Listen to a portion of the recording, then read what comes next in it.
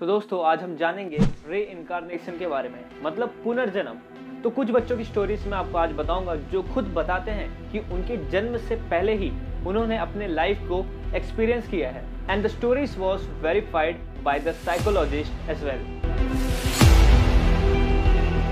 Number first story is about James, एक ऐसा बच्चा जो 2 साल का भी नहीं था पर उसको फाइटर प्लेन से इतना ज्यादा लगाव था और 3 साल का होते होते उसे फाइटर प्लेन्स के बारे में सब कुछ नॉलेज हो गया। और 4 साल का जब बच्चे ABCD बोलना सीखते हैं या फिर ABCD पढ़ना स्टार्ट करते हैं, उस एज में वो अपने मदर को एयरप्लेन्स के बारे में समझा रहा था, फाइटर प्लेन्स के बारे में, उसके पार्ट्स के यूज के बारे में समझाता था। और जितना ही उसे अपने वर्ल्ड वॉर 2 के फाइटर प्लेन से लगाव था, उसी के चलते उसके सपने भी बढ़ते चले गए। उस बच्चे को अपने सपने में नजर आता था कि उसकी डेथ हो जाती है एक फाइटर प्लेन में जो कि एक जैपनीज ने शॉट किया था, जो कि फायर्ड बाय जैपनीज था। वर्ल्ड वॉर 2 के टाइम उसकी डेथ हो जाती है और वो स्टोरी अपने पेरेंट्स को बताता है और उसके पेरेंट्स को लगने लगता है कि शायद ये दिमाग का कुछ प्रॉब्लम है। तो वो अपने साइकोलॉजिस्ट के पास लेके जाते हैं और उसे चेकअप कराते हैं। तो चेकअप के में PTSD नाम की डिसऑर्डर के बारे में साइकोलॉजिस्ट बताता है, जो कि एकदम बेसलेस थी क्योंकि बच्चे ने आज तक पास्ट लाइफ में कभी भी कुछ बुरा एक्सपीरियंस नहीं किया, क्योंकि अभी उसे भी 4 या 5 साल का था। और जेम्स अपने मदर एंड फादर से बहुत कुछ डिस्कस करता था अपने पास्ट लाइफ के बारे में। जब उसने बताया कि उसका नाम जेम्स हुस्टन था और उसके फादर ने हिस्ट्री की बुक में वेरीफाई किया, बुक उठा के चेक किया, रिसर्च किया, तो उन्हें पता चला यस, जेम्स हुस्टन नाम का एक व्यक्ति है जिसका फाइटर प्लेन उड़ाता था, जो कि मारा गया था वर्ल्ड वॉर 2 के टाइम पे, जो कि जैपनीज के साथ जब फाइट हुई थी उस time. And each and every point जो जेम्स ने अपने मम्मी पापा को बताया था वो सब कुछ सच साबित हुआ। और कुछ टाइम बाद जेम्स अपने मम्मी पापा के साथ उस जगह पर जाता है जहां पर उसका फाइटर प्लेन क्रैश हुआ था अपने पास्ट लाइफ में। वहां पर वो श्रद्धांजलि अर्पित करता है अपने आप को। और कुछ टाइम बाद जेम्स के मदर एंड फादर पे बिलीव करना स्टार्ट कर देते हैं कि जेम्स का पुनर्जन्म हुआ है, लास्ट जन्म में वो जेम्स हुस्टन था। And second story is all about Purnima Ekanayake, जिसका जन्म श्रीलंका में हुआ। तो वो अपने मदर एंड फादर से हर टाइम ये पूछते थे कि उसके मम्मी पापा कहाँ पर हैं। पहले उनके मम्मी पापा को ये लगता था कि ये बच्ची है, ये उनके बारे में पूछ रही है, बट टाइम के चलते जैसे वो बड़ी हुई तो उसने अपने पिछले जन्म के मम्मी पापा के बारे में पूछना स्टार्ट किया। तो उनको कुछ काफ़ी ऐसा लगा कि इसका क्या बता रही है, जो ये कह रही है वो सच है कि नहीं। तो क्या पूर्णिमा के मम्मी पापा करते हैं कि अपने बच्चे को लेकर उस गांव में जाते हैं, जितना भी उस पूर्णिमा ने अपने मम्मी पापा को जिस जगह के बारे में बताया उस जगह पे वो जाते हैं। पूर्णिमा ने बताया था कि वो एक बिजनेस था उनका खुद का पहले, जो कि अगरबत्ती बेचने का बिजनेस करती थी। वो पूरी फैमिली अगरबत्ती बेचने का काम करते थे। और पूर्णिमा के मम्मी पापा उस गांव में जाते हैं जिसके बारे में पूर्णिमा ने डिस्क्राइब किया था कि किलानी नाम का एक गांव है जहां पर उसकी पास्ट लाइफ में वो अगरबत्ती बेचने का बिजनेस करते थे और उसका नाम जीना दासा था पिछले जन्म में, जो कि एक आदमी था। जैसे ही पूर्णिमा के साथ उसके मदर एंड फादर उस गाँव में जाते हैं तो उन्हें एक घर नजर आता है। उनको पूरे उनके किलानी नाम के गाँव में एक ही घर था जो कि अगरबत्ती का बिजनेस करता था।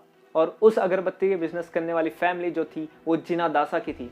और जीना दासा एक ऐसा व्यक्ति था जिसका रोड एक्सीडेंट में उसका मौत हो गया था और उसके लेफ्ट साइड का जो पूरा पार्ट था उसके ऊपर एक बस चली गई थी। सेम बर्थ मार्क पूर्णिमा के लेफ्ट साइड के स्टमक पर था।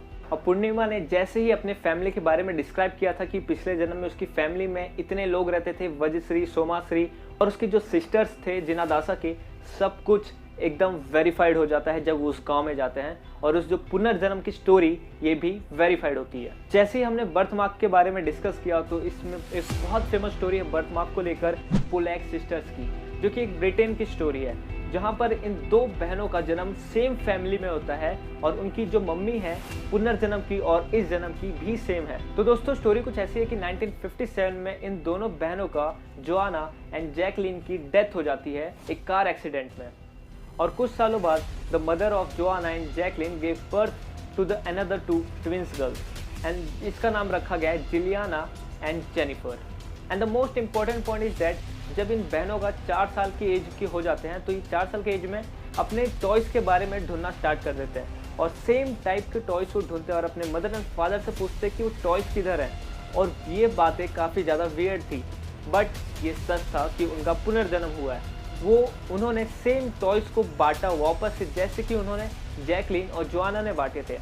सेम टॉयज को वापस से सेपरेट किया और उनको ये भी याद था कि उनके टॉयज के उन्होंने क्या नाम रखे हैं। और यहाँ पर सबसे ज़्यादा चौंका देने वाली बात यह है कि जैसे ही जोआना और जैकलिन की डेथ हो जाती है तो उनके मदर एंड फादर ने प्लेस चेंज कर दिया रहता है, एक नए घर में वो लोग शिफ्ट हो चुके होते हैं। बट दोस्तों यहाँ पर इम्पोर्टेंट ये है कि उनको अपने पिछले घर के बारे में सब कुछ स्टोरी याद थी, तभी वो जाते हैं और अपने पास्ट लाइफ में जो उन्होंने अपने टॉयज को छुपा के रखे वहाँ से वो रिटर्न कर लेते हैं। मुझे नहीं पता आपको पुनर्जन्म में बिलीव है कि नहीं, but I strongly believe that, क्योंकि इस यूनिवर्स में कुछ ऐसी चीज़ें हैं जिनको अब तक साइंस ने भी प्रूव नहीं किया है। बेसिकली साइंस अभी रीडिस्कवर कर रहा है, रिसर्च कर रहा है।